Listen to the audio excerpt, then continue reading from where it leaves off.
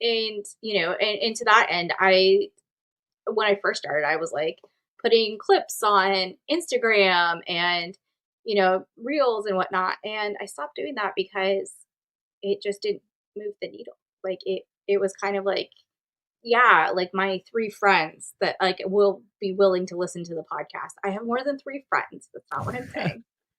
But there's only three of them that are going to listen to the podcast. And they're going to listen to it whether or not I put it on like my business account's Instagram. Now, if my audience wasn't such a very narrow niche, yeah, if I had like a Brene Brown or like a self help or like a parenting or, like all of these others more like B2C things, like widespread things, I think that Instagram would have been a more useful platform. But my people are on LinkedIn. Like that's where they're at. That's where they engage. That's where they DM. That's where they post. Like those are the people that care about the content that is discussed during my podcast. And so So I use outside of LinkedIn, what other channels are you using? LinkedIn and YouTube are the main ones. Yep.